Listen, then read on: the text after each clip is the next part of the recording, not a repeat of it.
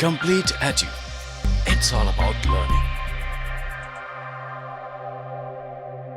नमस्कार मेरे प्यारे विद्यार्थियों, मैं आपका स्वागत करता हूं complete edu e learning platform पे। आज अपन पढ़ेंगे हिंदी में पिछले वीडियो में हमने की थी भाषा के बारे में बात। अब उससे अपने आगे बात करते हैं। पिछले वीडियो में हमने बात की थी भाषा की, पहले तो उत्पत्ति, इस शब्द की उत्पत्ति कहाँ से हुई इसके बारे में अपने बात कर ली थी। उसके बाद में भाषा की परिभाषा क्या थी इसके बारे में अपनों ने बात कर ली थी। इसके बाद में भाषा का मनोवैज्ञानिक ढंग क्या था इसके बारे में अपने चर्चा कर चुके थे। इसके बाद में अपने की थी भाषा की विशेषताएं। भाषा की विशेषताएं इसके बारे में हमें चर्चा कर चुके हैं। इसके बाद में बात की थी अपने भाषा का विकास क्रम। भाषा का विकास क्रम, इन सब के बारे में अपने पिछली वीडियो में बात की है। अब उससे आगे अपना चर्चा करेंगे। अब आगे बात आती है, पिछले वीडियो में हमने बात की थी भाषा का विकास क्रम, यानी हिंदी भाषा का विकास क्रम मैंने आपको लिखा दिया था।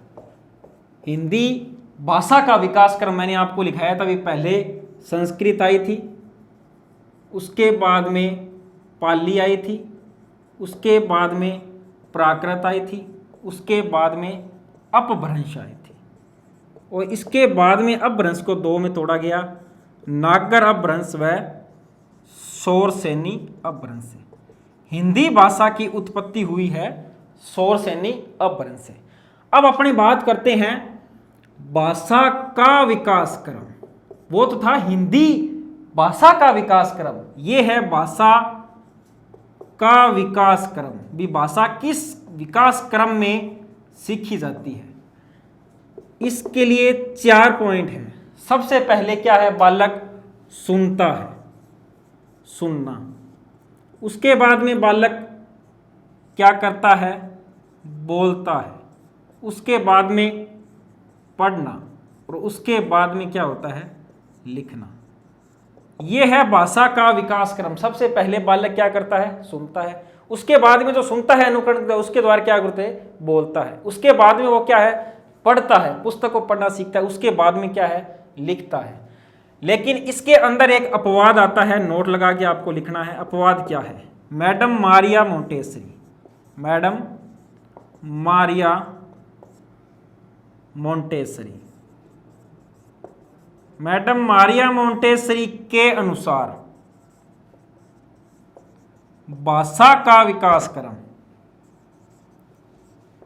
भाषा का विकास क्रम क्या होता है पूछा जाता है, क्योंकि अपवाद के रूप में है। सभी मनोवैज्ञानिक मानते हैं भी भाषा इसी क्रम में सीखी जाती है। पहले बालक सुनता है, उसके बाद में बोलता है, उसके बाद में पढ़ता है, उसके बाद में लिखता है। लेकिन मैडम मारिया मोंटेसरी है, इंपॉर्टेंट है, इसने अपवाद के रूप में लिखा है कि बालक पहले क्या करता है, सुनता है, सुनना। उसके बाद में क्या करता है, बोलता है, बोलना। उसके बाद में क्या करता है, लिखता है, लिखना। और उसके बाद में क्या है, पढ़ना। अंतिम 2 भाषा कौशल है पढ़ना व लिखना, इसको उसने आगे पीछे कर दिया। बालक पहले सुनता है, उसके बाद में बोलता है, उसके बाद में लिखता है, उसके बाद में पढ़ता है। अपवाद के रूप में पूछी जाती है, इसे प्रमाणित नहीं माना जाता। लेकिन मैडम मारिया मोंटेसरी ने यह माना है भाषा कौशलों का विकास क्रम क्या है, ये है। ये भी आपको ध्यान में रखना है। अब अपने बात करते हैं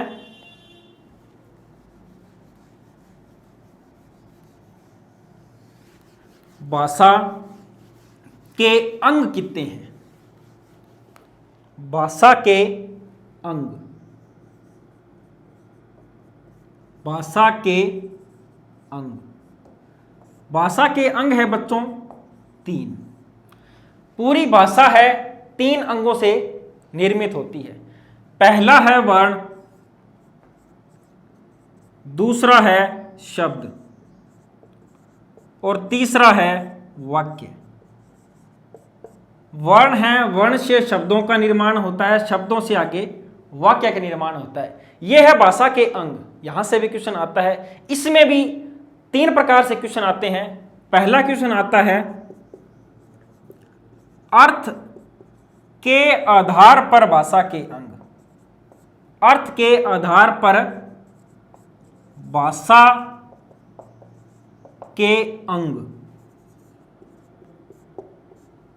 अर्थ के आधार पर भाषा के अंग पूछा जाता है तब है दो। वो कौन कौन से हैं? इसमें पहला आता है शब्द और दूसरा आता है वाक्य, क्योंकि उसने नाम दिया है अर्थ के आधार पर। वैसे पूछे भाषा के अंग हैं तब है वर्ण, शब्द, वाक्य, लेकिन अर्थ के आधार पर भाषा के अंग हैं तब है शब्द व वाक्य। क्यों है? क्योंकि अपने सबसे पहले लिखते हैं, सबसे पहले लिखते हैं ये क। ये क्या है बच्चों? ये क्या है? वर्ण है। इसका कोई स्वतंत्र अर्थ नहीं है।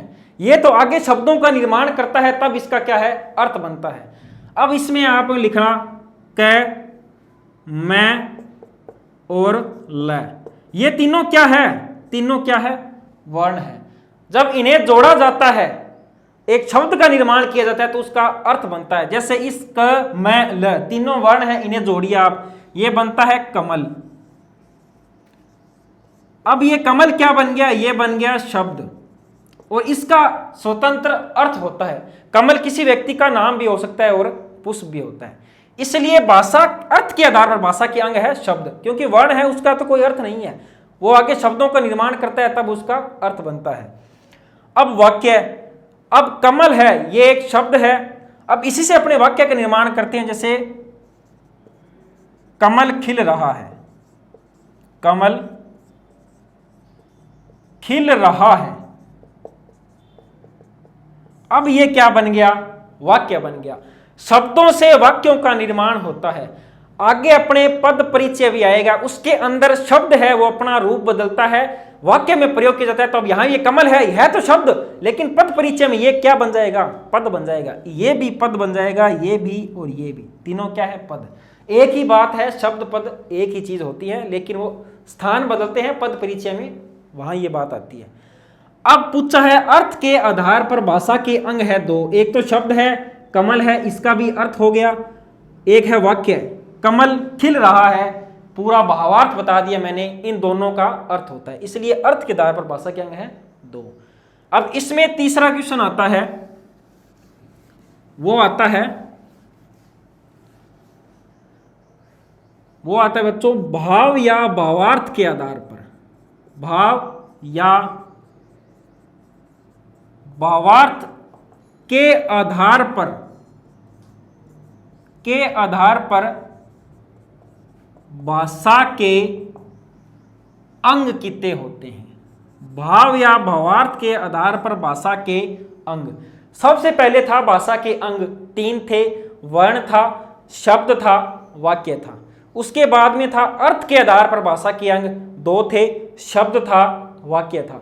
अब है भाव या भावार्थ के आधार पर भाषा के अंग है, तब आपको आंसर देना है 1। और एक कौन सा होता है? ये होता है वाक्य।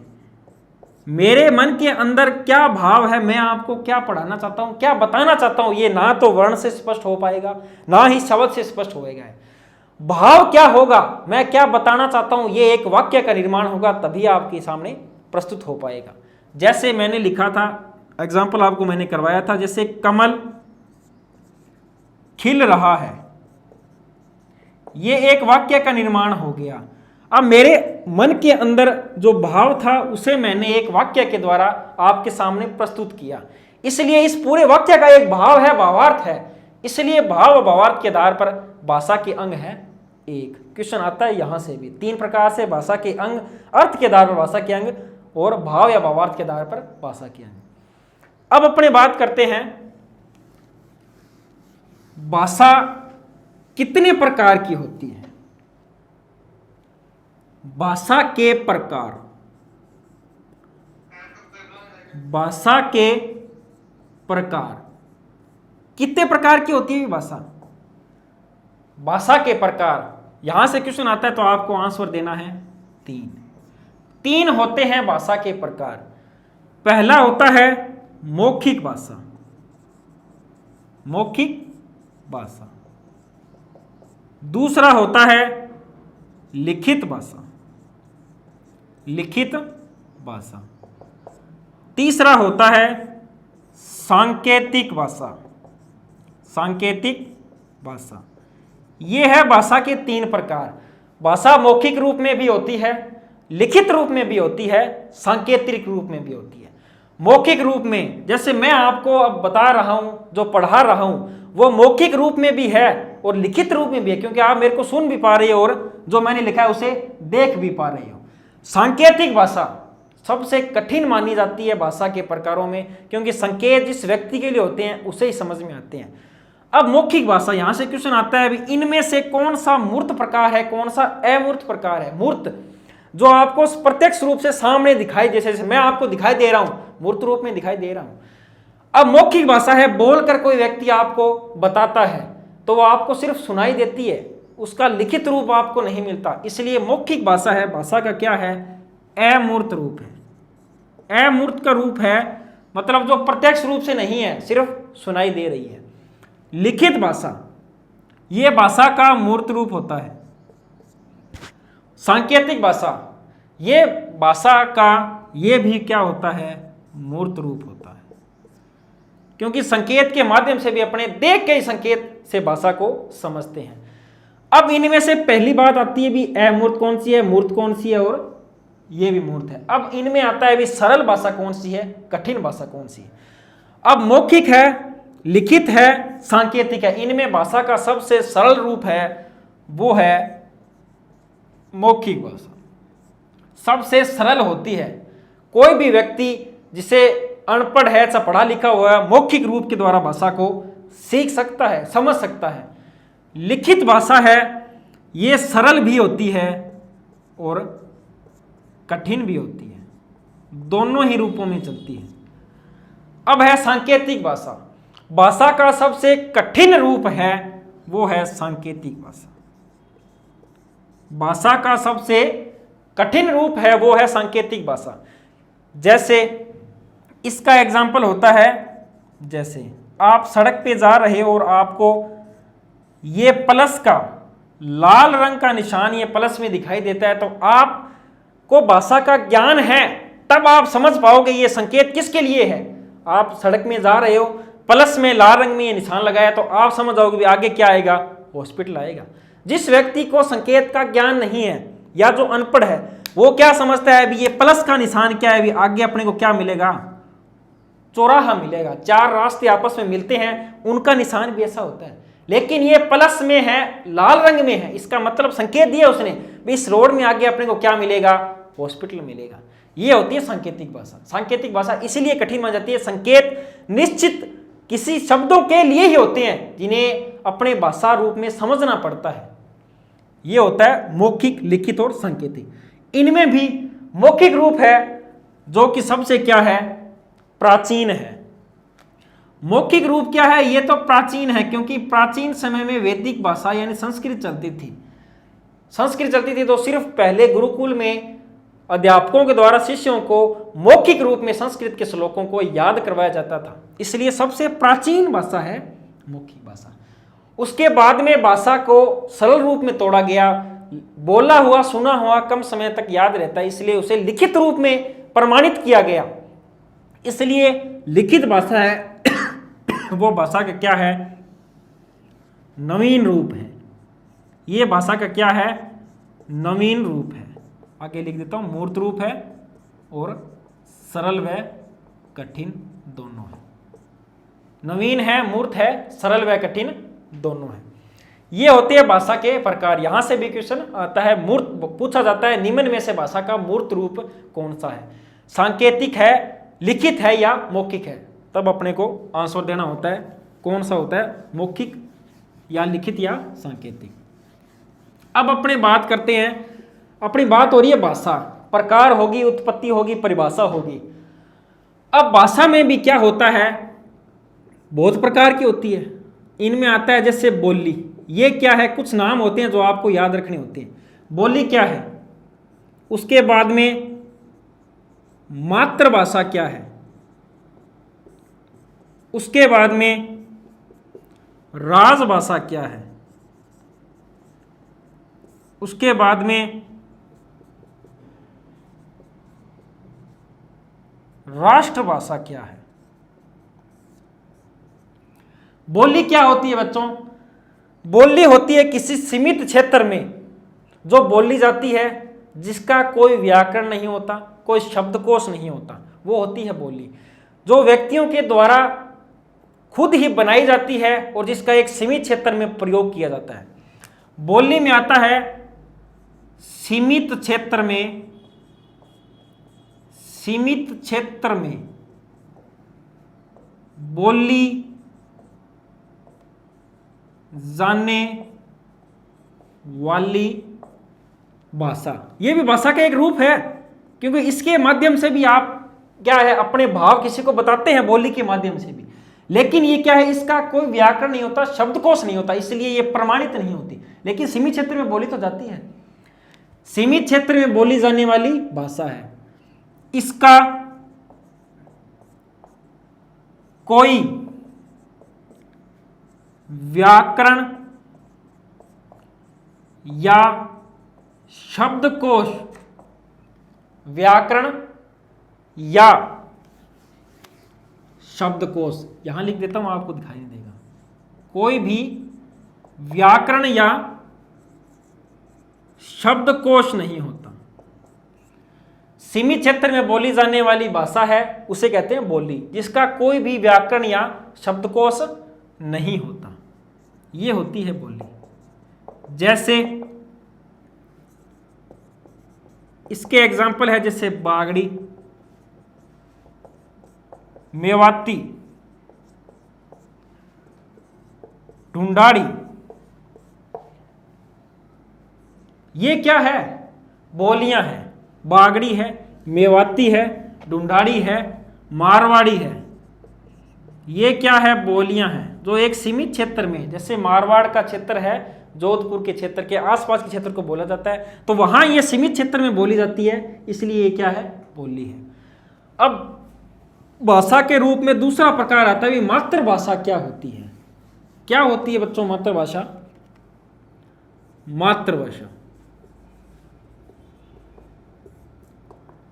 बालक जन्म लेता है तो उसमें किसी प्रकार की भाषा नहीं होती, लेकिन वो जैसे जैसे बड़ा होता है तो परिवार के लोगों के द्वारा, उसकी माँ के द्वारा या उसके रिश्तेदारों के द्वारा उसे जिस भाषा का ज्ञान करवाया जाता है, जिसके द्वारा वह अपने आप को व्यक्त कर पाता है, वो होती है मातृभाषा।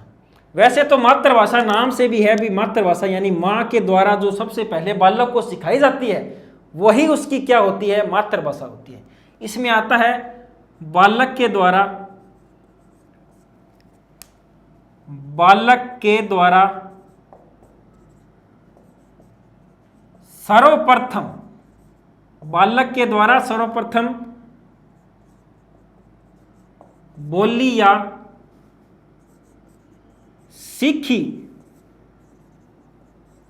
जाने वाली भाषा जो उसकी माता या परिवार के द्वारा उसे सिखाई जाती है, उसे क्या है? सिखाई जाती है, सिखाई जाती है, ये होती है मातृभाषा। बालक बड़ा होता है तो सबसे पहले अपनी माँ का अनुकरण करके जो भाषा सीखता है वो होती है मातृभाषा। अब तीसरे प्रकार में अपनी बात करते हैं, वो है राजभाषा। क्या होती है भी राजभाषा? राजभाषा कोई भी प्रादेशिक क्षेत्र है या कोई भी राज्य है, उसके कामकाज की भाषा। जैसे अपने राजस्थान है, कामकाज की भाषा कागजों के द्वारा या सरकारी कागजों में जो कार्य होता है वो किस भाषा में होता है, वो होती है उस प्रदेश या राज्य की राजभाषा। जैसे गुजरात है, गुजरात में सारे कार्य होते हैं गुजराती में। पंजाब है, सभी कार्य होते हैं पंजाबी में। लेकिन राजस्थान में सभी कार्य होते हैं हिंदी में। तो अपनी जिस प्रदेश की राजकार्य की भाषा बन जाती है, जहाँ पर सरकारी कार्य जिस भाषा में होते हैं वो होती है वहाँ की राजभाषा। जैसे किसी भी प्रदेश की राजकार्य, किसी भी प्रदेश की राजकार्य जिस भाषा में होते हैं, जिस भाषा में होते हैं, उसे उस प्रदेश की राजभाषा कहा जाता है। ये होती है राजभाषा। जैसे पंजाबी, गुजराती आदि। जैसे पंजाब में सारे कार्य पंजाबी में होते हैं और गुजरात में गुजराती में होते हैं। इसलिए राजभाषा क्या है? किसी भी प्रदेश की राजकार्य जिस भाषा में होते हैं उस प्रदेश की वह राजभाषा कहलाती है। अब ये तीसरा प्रकार था भाषा का। अब बात आती है राष्ट्रभाषा की। क्या होती है एक राष्ट्र की भाषा? राष्ट्रभाषा पूरे देश की जो भाषा होती है वो होती है राष्ट्रभाषा। जैसे किसी देश की कुल जनसंख्या का 2/3 भाग यानी 66.66%, किसी भी देश की जो भी जनसंख्या है कुल, उसका 2/3 भाग या 66.66%, 66.66% भाग जिस भाषा का प्रयोग करता है उसे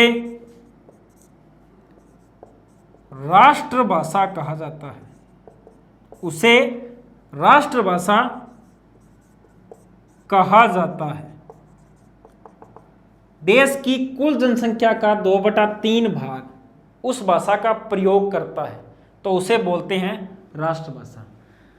या उस देश की 75% जनसंख्या, इसमें दूसरी बात आती है भी कुल जनसंख्या का 2/3 भाग या 66.66% भाग तो भाषा का प्रयोग करता है, प्रयोग रूप में, कागजों में किसी रूप में प्रयोग करता है, तब तो है उस देश की राष्ट्रभाषा बन जाती है।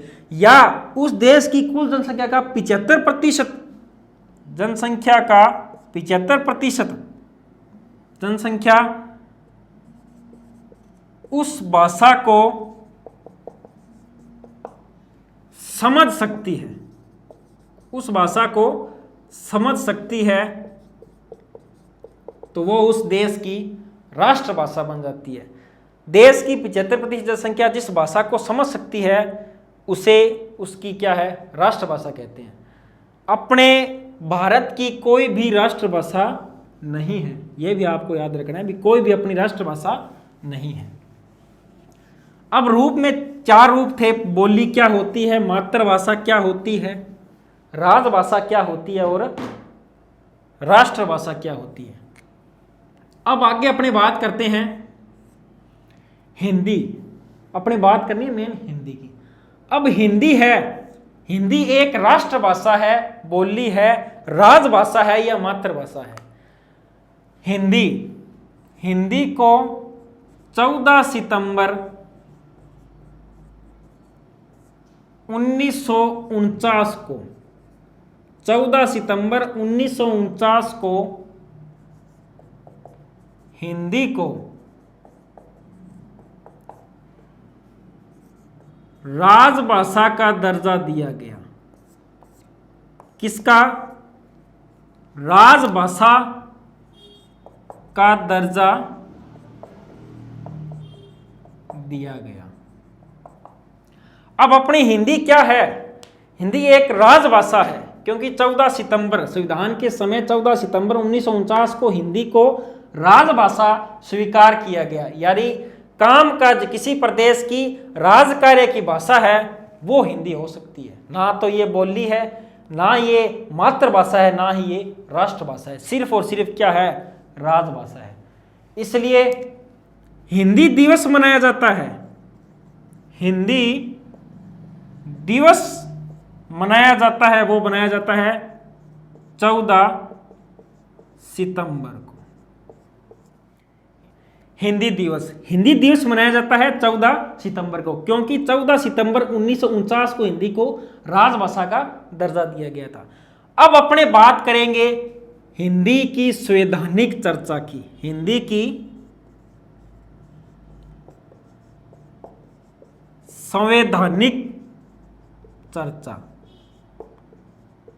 भाई संविधान के अंदर हिंदी को कौन सी अनुसूची में रखा गया है, कौन से भाग में रखा गया है, कौन से अनुच्छेद में रखा गया है, उसके बारे में अपना चर्चा करेंगे। मूल संविधान में कितनी भाषाएं हैं, तो हिंदी उन मूल भाषाओं में थी, तो अब वर्तमान में मूल संविधान में 14 थी, तो अब कितनी है, उन सब की अपने क्या करेंगे? चर्चा। ये अपने करेंगे आगे वाले वीडियो में। आपको मेरा वीडियो पसंद आया तो सब्सक्राइब कीजिए, साथ में बेल आइकन को दबाइए।